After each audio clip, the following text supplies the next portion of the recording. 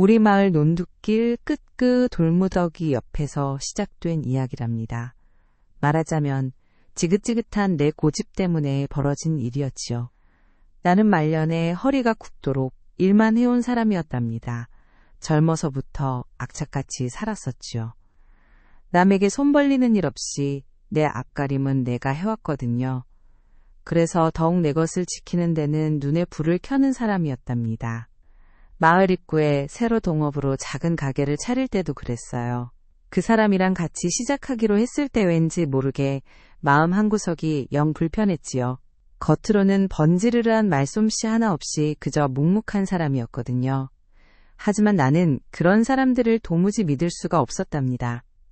속을 알 수 없는 사람들은 언제든 뒤통수를 칠 수 있다고 늘 생각했었거든요. 그때는 콩 한 쪽도 나눠 먹기 아까운 시절이었어요. 남는 건 장사밖에 없다고 돈을 벌어야만 살 수 있다고 굳게 믿었었지요. 그래서 동업을 제안했을 때도 망설이지 않았답니다. 나 혼자 꾸려나가기엔 품이 너무 많이 드는 일이었거든요. 하지만 그렇다고 아무나 믿고 맡길 수는 없는 노릇이었지요. 그 사람이 워낙 말수가 적고 순박해 보이는 털아 겉모습만 보고 그려져 사람이라면 그래도 크게 뒤통수를 치진 못하겠지 하고는 덜컥 동업을 결정했었답니다. 물론 계약서며 모든 서류는 철두철미하게 작성했지요. 도장 찍을 때도 나는 눈을 부릅뜨고 모든 조항을 꼼꼼히 살폈답니다. 내 몫은 내가 반드시 챙겨야 한다는 생각에 온몸의 신경이 곤두서 있었거든요. 혹시라도 손해볼까 봐단 한 푼이라도 억울하게 빼앗길까봐 밤잠 설치는 날이 부지기수였답니다. 사람 마음이란 게 참 간사한 것이지요. 처음부터 의심의 싹을 품고 시작했으니 나중에 무슨 일이 터져도 그 싹이 거대한 의심의 나무로 자랄 수밖에 없었던 모양입니다. 그렇게 나는 내 고집과 의심으로 점철된 동업의 첫 발을 내디뎠답니다. 마을 어귀에 새로 생긴 그 가게는 논밭에서 흘러나오는 흙먼지를 뒤집어 쓴 채매일 아침 일찍 문을 열었지요. 갓 볶은 들깨 향이 고소하게 퍼지곳에 기름 짜는 기계 소리가 윙윙거리며 마을 사람들의 발길을 끌었답니다. 그 소음 속에서도 나는 오직 내 돈 내 몫에만 촉각을 세우고 있었거든요. 내 집 부엌 한쪽에는 언제나 그 사람의 그림자가 어른거렸답니다. 가게 문을 닫고 들어와서도 묵묵히 저녁 준비를 하고 새벽년이면 또다시 부지런히 가게로 향했으니까요. 그는 정말 묵묵한 사람이었죠. 말이 없어도 너무 없어서 때로는 벽에 대고 이야기하는 기분마저 들었답니다. 나는 성격이 급하고 시원시원한 편이라 답답한 걸 견디지 못했거든요. 어이 오늘 매출은 어떻게 됐어? 물건은 제대로 들어왔고? 하고 물으면 그저 고개만 끄덕이거나 짧게 네 하고 마는 것이 전부였답니다. 나는 그런 반응에 속이 타들어가는 것만 같았어요. 저 사람은 대체 무슨 생각을 하고 사는지 속을 도무지 알 수 없었으니까요. 내 눈에는 그 묵묵함이 마치 어떤 꿍꿍이를 감추는 것처럼 보였답니다. 말 한마디 없이 그저 일만 하는 모습이 오히려 더 의심스러웠거든요. 사람이 말을 해야 정이 들지 저렇게 벙어리처럼 있으니 누가 믿어주겠어? 하고 혼자 중얼거리며 혀를 찼던 기억이 생생하답니다. 나는 늘 그의 뒤를 캐듯이 살폈지요. 가게 장보며 현금 출납이며 딴 한 푼의 오차도 용납하지 않았답니다. 밤늦게까지 홀로 앉아 숫자를 맞춰보면서 혹시라도 나 몰래 다른 짓을 하는 건 아닌가 하는 생각에 불안감에 떨었었지요. 그의 가족이나 개인적인 사정에 대해서는 일절 관심도 두지 않았답니다. 그저 동업자로서의 의무만 다하면 된다고 생각했었거든요. 하지만 돌이켜보면 그것이 얼마나 큰 오만이었는지 그때는 전혀 깨닫지 못했답니다. 그저 내 눈에 보이는 것내 귀에 들리는 것만이 진실이라고 믿고 살았었지요. 그는 언제나 허름한 작업복 차림으로 기름 냄새를 풍기며 가게 구석에서 잠을 청했답니다. 식사도 대충 때우고 주말에도 쉬는 법 없이 가게에 나와 이것저것 손을 보고는 했지요. 나는 그가 왜 그렇게까지 하는지 이해하지 못했답니다. 그저 자신의 몫을 더 챙기려는 욕심 때문이라고만 생각했거든요. 저렇게 애쓴다고 누가 더 알아주나. 그저 자기 앞가림이나 잘하면 됐지 하고 차갑게 속으로 되뇌었답니다. 밤늦게까지 불 켜진 가게를 보면서도 나는 한 번도 따뜻한 차 한 잔 건네본 적이 없었지요. 그저 그가 열심히 일하는 만큼 내 통장 잔고도 두둑해질 거라는 계산적인 생각만 머릿속을 맴돌았거든요. 그의 땀방울이 내게는 그저 돈으로만 보였던 셈입니다. 그러던 어느 날 청천벽력 같은 일이 터지고 말았답니다. 동업으로 운영하던 창고에 보관해 두었던 모든 돈이 감쪽같이 사라진 겁니다. 매달 꼬박꼬박 쌓아두었던 현금 뭉치들이 흔적도 없이 사라져버렸었지요. 나는 그날 아침 가게 문을 열자마자 이상한 낌새를 느꼈답니다. 늘 깔끔하게 정리되어 있던 장부들이 흩어져 있고 금고가 활짝 열려 있었으니까요. 설마 하는 마음에 금고 안을 들여다 보니 텅 비어 있었답니다. 순간 온몸의 피가 차갑게 식는 것 같았어요. 머릿속이 새하얗게 변하면서 심장이 발끝으로 곤두박질치는 느낌이었죠. 이게 무슨 일이야? 말도 안 돼. 나는 찢어지는 듯한 비명을 질렀답니다. 그리고는 곧바로 그 사람이 보이지 않는다는 사실을 깨달았지요. 그의 살림 도구들도 낡은 작업복도 흔적도 없이 사라진 상태였답니다. 그 사람이 나 몰래 내 돈을 가지고 도망쳤다고 확신했지요. 의심이 확신으로 변하는 순간이었답니다. 나는 머리끝까지 화가 치밀어 올랐어요. 감히 나한테 이런 짓을 해? 내가 그렇게 믿었는데. 물론 믿었다는 말은 거짓이었답니다. 한 번도 제대로 믿어본 적 없으면서 도그저 내가 이용당했다는 생각에 억울하고 분통이 터졌었지요. 온 마을 사람들이 알도록 소리를 질렀답니다. 저런 도둑놈, 내 돈 다 훔쳐서 달아났어. 잡아라 저놈을. 내 목소리는 분노와 배신감으로 갈갈이 찢어져 나갔답니다. 그때부터 나는 그를 마을의 역적으로 취급하기 시작했었지요. 그동안 묵묵히 일하던 모습이 모두 나를 속이기 위한 가식이었다고 생각했어요. 순진한 척착한 척하면서 뒤로는 칼을 갈고 있었던 거라고 믿어버렸답니다. 내 눈에는 그가 악마처럼 보였고 그를 향한 증오심만이 가득했거든요. 경찰에 신고하고 수소문하고 난리가 아니었답니다. 하지만 그의 행방은 묘연할 뿐이었어요. 내 통장 잔고는 바닥을 드러냈고 동업으로 벌었던 돈은 한 푼도 남아있지 않았답니다. 나는 망연자실해서 주저앉아 버렸어요. 내 인생이 완전히 엉망이 된 것만 같았답니다. 모든 것이 산산조각 난 것처럼 느껴졌지요. 억울함에 복받쳐서 터덜터덜 논두길을 걸었답니다. 저 멀리 마을 끝자락에 있는 돌무더기가 눈에 들어왔어요. 오래전부터 마을 사람들의 소원을 담아 쌓아 올린 돌탑이었지만 내 눈에는 그저 흉물스러운 돌덩이들로만 보였답니다. 나는 돌무더기를 향해 걸어갔지요. 그리고는 거기 쌓여있는 돌들을 하나씩 집어들고는 사정없이 던지기 시작했답니다. 으아, 이 망할 놈, 내 돈 돌려줘, 내 인생 돌려내. 목이 터져라 소리를 질렀어요. 던지는 돌 하나하나에 내 분노와 절망감을 실었답니다. 돌멩이들이 쨍그랑 소리를 내며 부서지는 소리가 내 마음 같았지요. 그 사람이 나를 배신하고 도망쳤다는 사실이 머릿속을 떠나지 않았답니다. 밤마다 잠 못 들고 뒤척이며 그 사람을 저주했어요. 꼭 잡아서 내 돈 찾아올 거야. 가만두지 않을 거야. 수없이 다짐했지요. 그동안 고생했던 날들 허리 굽혀 일했던 시간들이 주마등처럼 스쳐 지나갔답니다. 내 평생 남한테 해코지 한 번 안 하고 정직하게 살아왔다고 자부했는데 이런 배신을 당하다니요. 세상이 나를 버린 것만 같았답니다. 돌무더기 옆홀에 된 버드나무 가지가 바람에 흐느끼듯 흔들렸어요. 그 모습이 마치 울고 있는 나를 위로하는 것 같기도 했지만 나는 그런 감성적인 생각에 잠길 여유조차 없었답니다. 오로지 그 사람에 대한 복수심과 내 돈을 찾아야겠다는 일념뿐이었으니까요. 해질녘 노을이 붉게 물들며 논밭을 비추었지만 내 눈에는 아무것도 들어오지 않았답니다. 그저 희미해져가는 내 삶의 빛깔만 보일 뿐이었지요. 돌무더기에 쌓인 수많은 돌들은 수많은 소원을 담고 있었겠지만 내 돌멩이는 오직 저주만을 담고 있었답니다. 그렇게 나는 돌을 던지고 또 던졌어요. 손가락 마디마디가 아려왔지만 멈출 수가 없었지요. 내 마음속의 응어리를 조금이라도 풀어내고 싶었거든요. 돌을 던질수록 가슴속에 쌓인 분노가 조금씩이나마 풀리는 것 같았답니다. 그렇게 한참을 돌무더기 앞에서 서성이다가 나는 결국 주저앉아 통곡하고 말았답니다. 내 인생이 이렇게 끝나버리는 건 아닌가 하는 서글픈 생각에 온몸의 힘이 쭉 빠져나갔지요. 돈이 없으니 당장 먹고 살 길이 막막했답니다. 지푸라기라도 잡는 심정으로 친척 집을 찾아갔지요. 멀리 사는 친척이었지만 그래도 피부치라고 생각했었거든요. 숙모제가 지금 너무 힘든데 돈 좀 빌려주실 수 있을까요? 가게 돈을 다 떼이고 정말 죽을 지경입니다. 나는 쥐구멍이라도 들어가고 싶은 심정으로 어렵사리 입을 뗐답니다.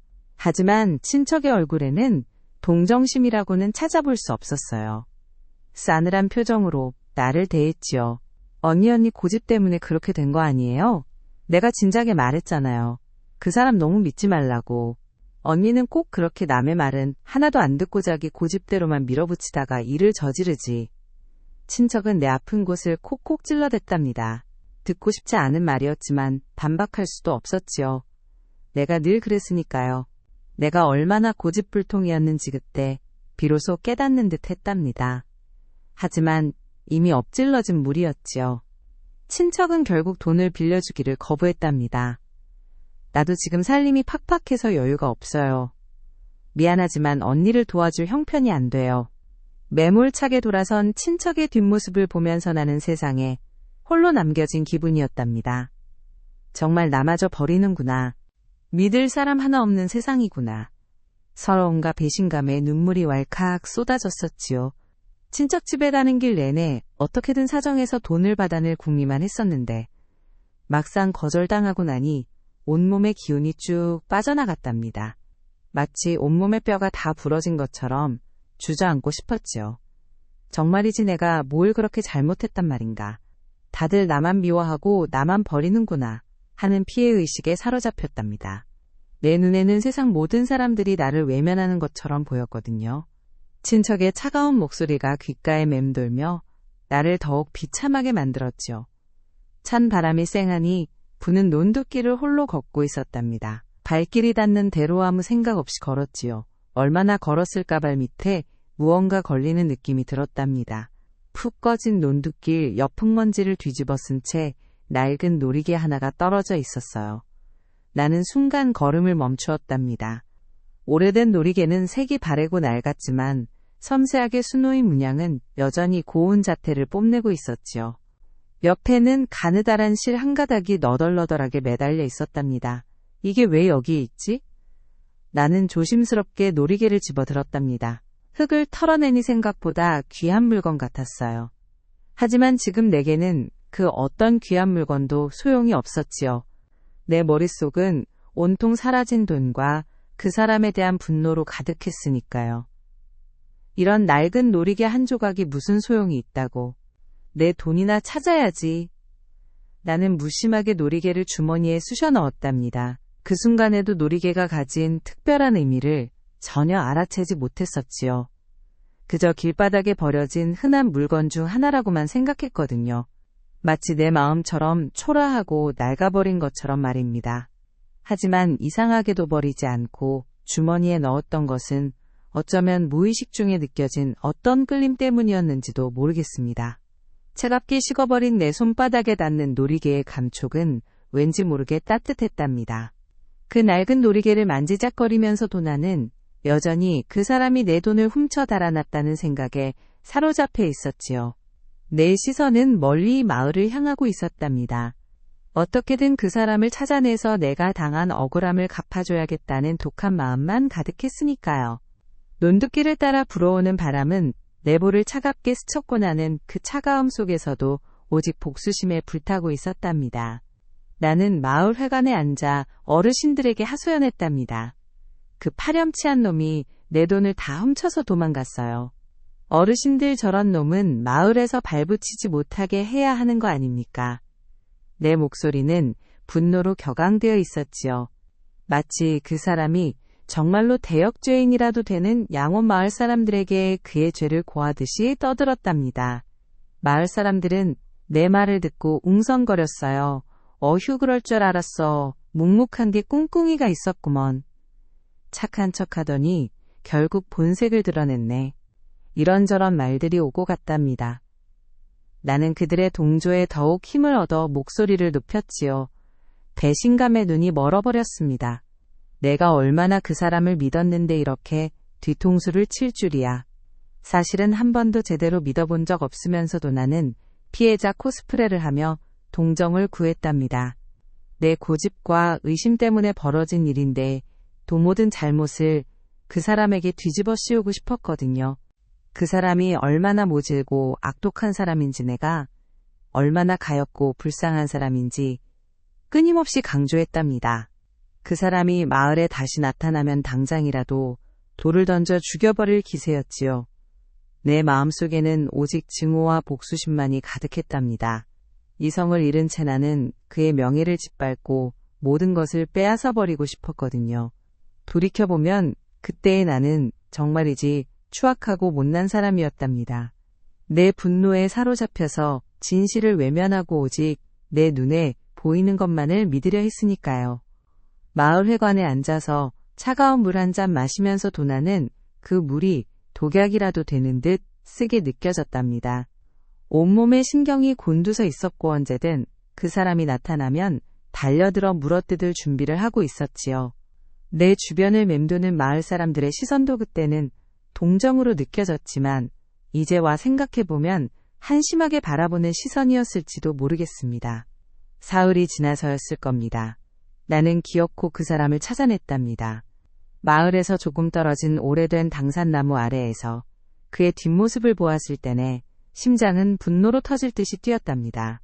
당산나무는 수백 년의 세월을 견딘 거대한 나무였지요.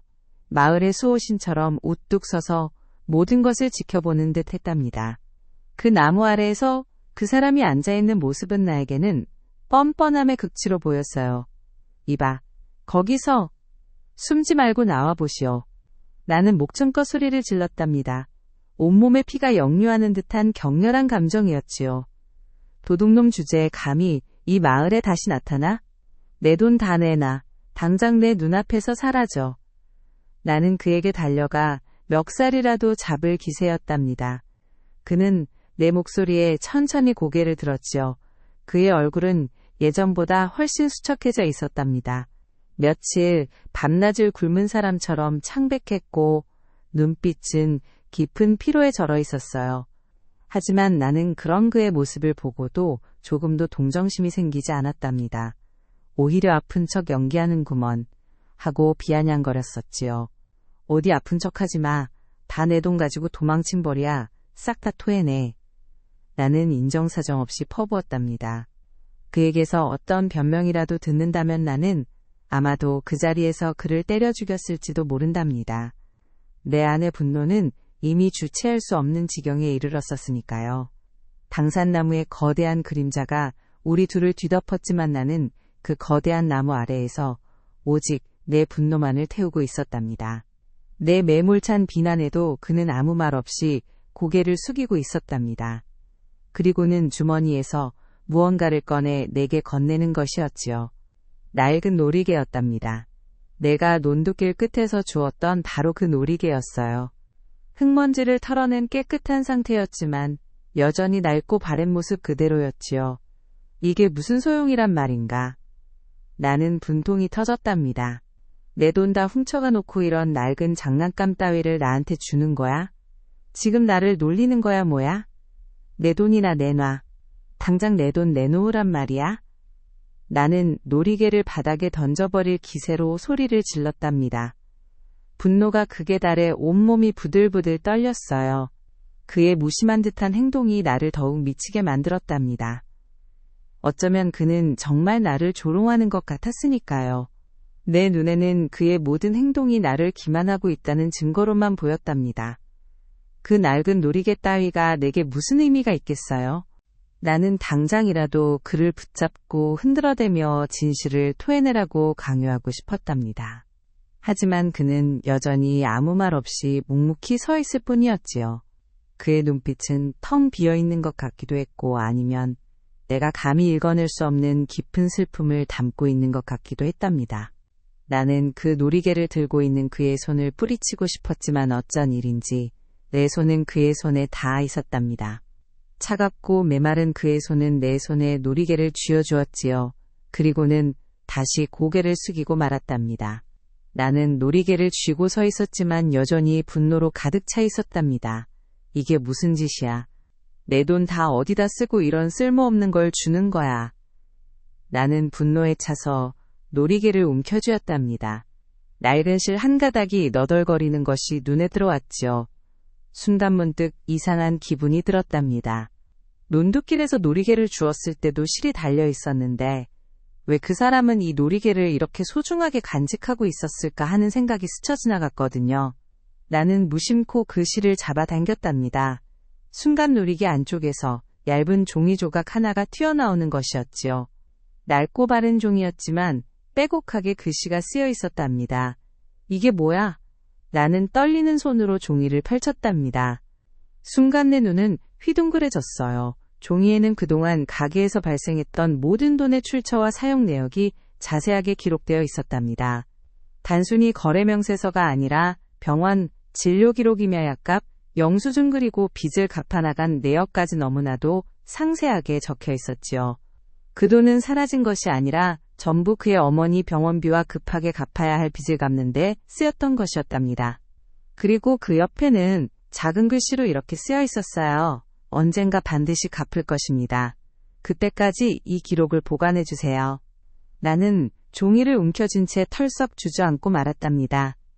머릿속이 새하얗게 변하면서 온 세상이 무너져 내리는 것 같았어요. 모든 것이 오해였답니다. 내가 그 사람을 도둑놈이라고 배신자라고 손가락질하며 온갖 욕설을 퍼부었던 모든 것이 처참한 오해에서 비롯된 것이었지요. 내 귀에는 내가 그에게 쏟아부었던 모진 말들이 쩌렁쩌렁 울려 퍼지는 것 같았답니다. 도둑놈, 내 돈 내놔, 파렴치한, 그 말들이 칼날이 되어 내 심장을 꿰뚫는 듯 했지요.